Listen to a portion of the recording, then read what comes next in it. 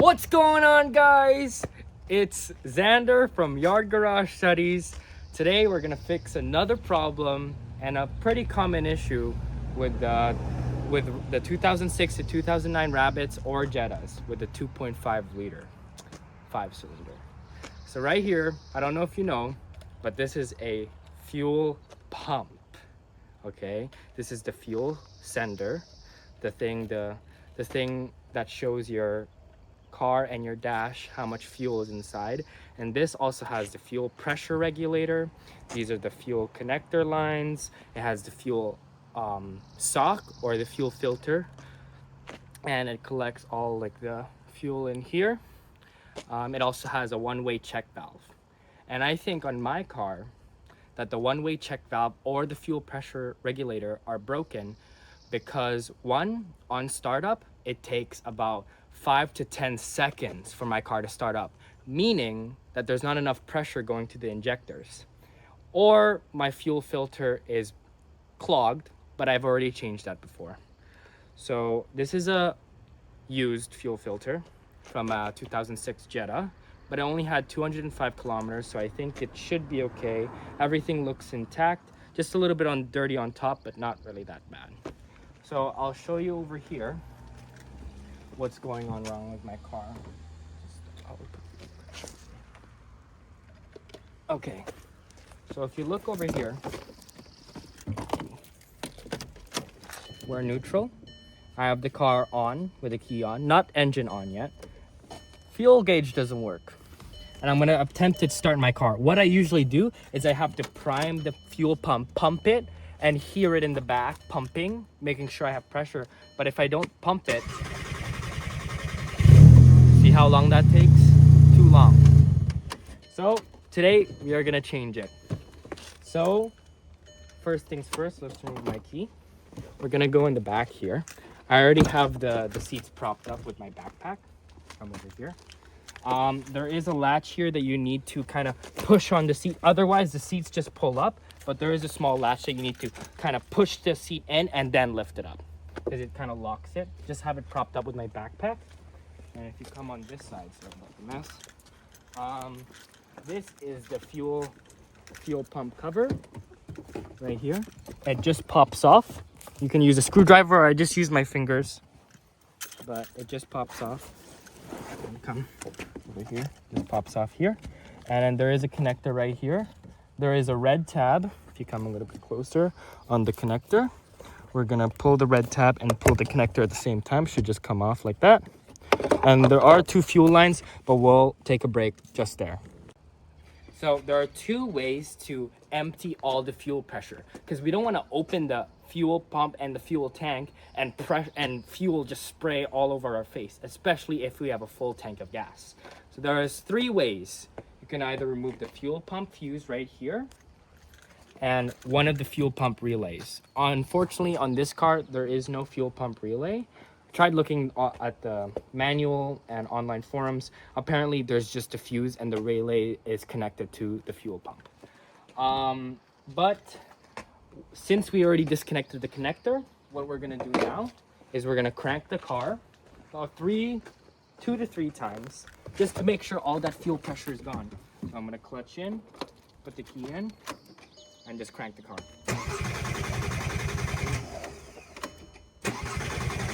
Just counting to 3 seconds, kind of. And then clear it. Ensuring we don't have any fuel pressure, because if we have any fuel pressure, it's just gonna get the car dirty, smell like fuel in there. So now that all the fuel pressure is gone, most of it, we're gonna disconnect the negative cable. It's just extra precaution, you know. Don't really need to, but I'm going to. I got it disconnected. I'm just gonna tuck it in between the fuse box and the battery like that, so it's not touching anything metal. Now we're gonna go back over here. You can pause it. Okay, so now for this step, we're gonna remove the fuel lines, disconnect them. Make sure you have some gloves and a towel, because there is gonna be a little bit of fuel coming out. And you need a screwdriver as well. So if you come a little bit closer, I know it's hard, I just propped up the seat with a seat belt here. there's gonna be, it's supposed to be blue. It's kind of hard to see because it's so dirty back here. But there's the blue part of the connector right here, and there's a blue part of the connector right here. What you're gonna do is you're gonna like, you can use tweezers as well, but I just pry it a little bit with the screwdriver, pressing it, and it should just come out. So thankfully we have no fuel pressure, which is good because now we're not spilling a bunch of fuel. And I'm gonna press this one as well. This one's a little bit more harder. There you go. Boom, done. Pause. So now we're just gonna use a big flathead screwdriver, and you can use a normal hammer, but I'm gonna use like a kind of a soft face rubber hammer just to make it softer. And what you're gonna do is, oh yeah, I also wanted to mention, make sure you remember which line goes which. I remember that this one, since I cleaned it more and I got it first, was here, and this one that is still dirty went here. So now you're gonna see there's these little like indents or tabs right here. We're gonna hammer those counterclockwise, not clockwise, counterclockwise, this way. So I'm gonna go like this, and you shouldn't like reef on it. Just hit it and knock it a little bit loose.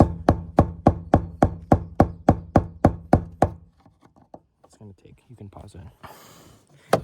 So a lot of people do put PB Blaster or WD-40 around, but mine doesn't look that rusted that we need to do that. And I believe I got it loose enough. You see how it's kind of going now? Boom, and it should just pop out like that. Pause it.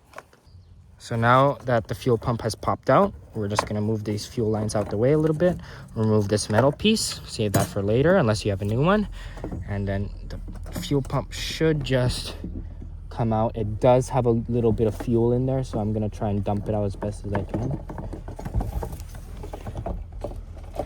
Yeah, there's a lot of fuel in there in the fuel pump because this one is a open system. So I'm just gonna try and lift it up as gently as I can so I don't destroy the. Oh, well you look at.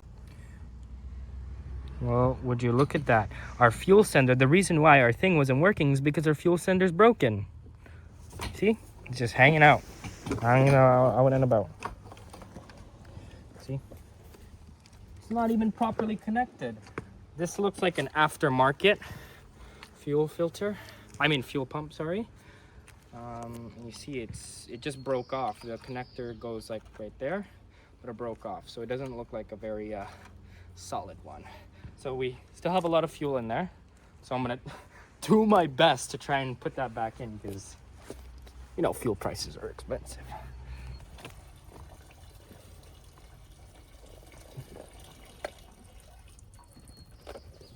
So if you can see here, this is a closed system and this is an open system. You can see inside. This one you can see inside a little bit, but it's more enclosed. And the fuel sender unit is total piece of crap. Like, obviously it's gonna break off here. This one is very solidly mounted, and you can even just replace the whole fuel sender by just disconnecting this. So this unit is, I don't know if it's OEM. It's probably most likely OEM, but it looks a little bit better quality than this piece of Amazon junk.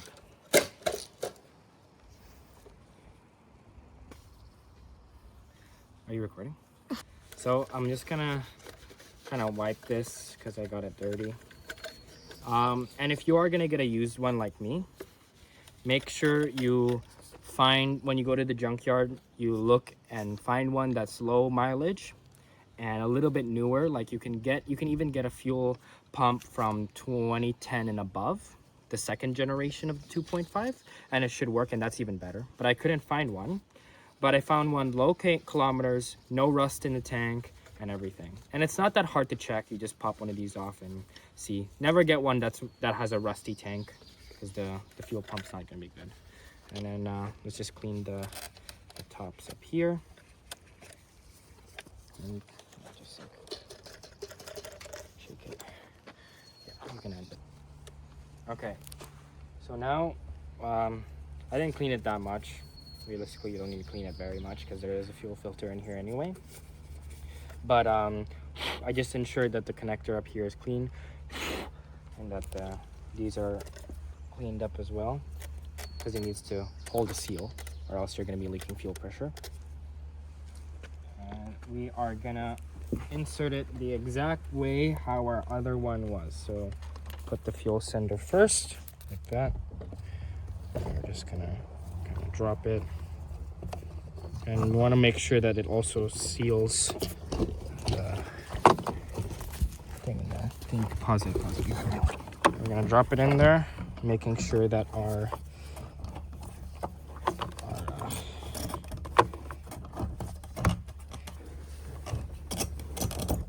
seal goes in. Fuel pump sits in nicely. And it is going to stay popped out because we don't have this thing in yet. So you want to line up this arrow and this kind of tab here in between these two metal pieces. And sadly the fuel pump's just going to keep coming out. But just make sure that O-ring sits on the top. And I believe I'm just going to line it up there.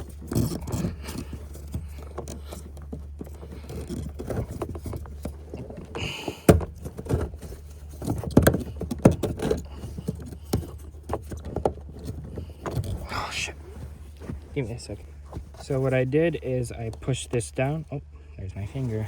I pushed this down and then I kind of put the metal bracket on top, and you see how there's these little tabs up here? I just lined them up and then twisted it on. Now we're gonna hammer it back clockwise this time until you kind of start to feel some resistance. Let's go all the way around.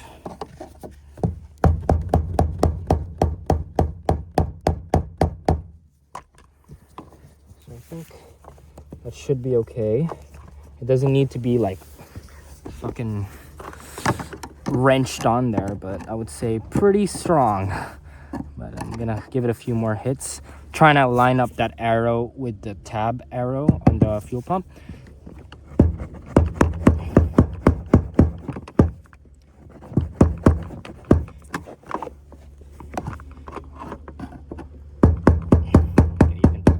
So now we're gonna connect the lines back, and so I'm gonna clean these because there are two O-rings in here made by Viton. So let's connect reverse order. Let's connect this one back on. Nice. Should just click on. You don't need to hold the tab or anything. Like that. Boom. And I am gonna blow this out and blow this one as well, and ensure that this is fully dry because I accidentally did drop some fuel on it.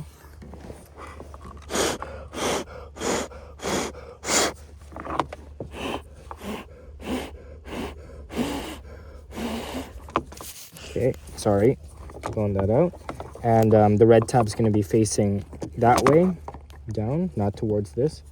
Should just click on as well, like that. Perfect. And you want to push the red tab down to lock it. Oh, I guess our tab's broken. Oh well, our tab's broken. Crap. Okay, so we're just going to make sure that that never disconnects, but at least we'll know. But, oh man. Oh well, that's a big Volkswagen issue. So now we're going to leave that disconnected. We're going to connect the battery cable back on and see if the fuel pump works and see if it's measuring and everything. Okay, so we're going to connect the negative cable back here. Ensuring that it goes down all the way. Tighten it by hand. 10 millimeter by the way.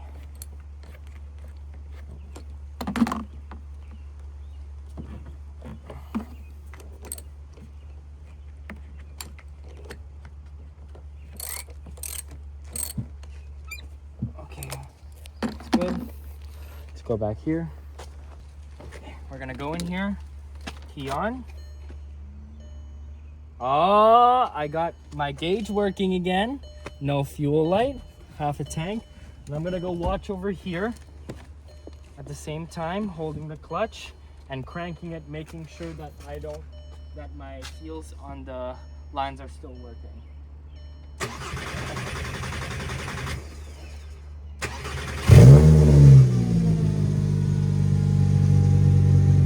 It's good. Oh yeah, it took a minute for it to fully pump the fuel, but way faster than we first tried. I'm pretty sure the fuel pressure regulator is good on this one, and the one-way check valve. And also, we fixed our problem with the fuel light and our fuel gauge not working. Wow. Don't mind all the lights. It's because we just disconnected the battery. It's normal. But thank you guys for watching with another video of how to fix your sexy Rabbit. But I really appreciate you guys. Please like and subscribe. I'm just a small YouTuber learning just as much as you guys. So yeah, thank you. Bye.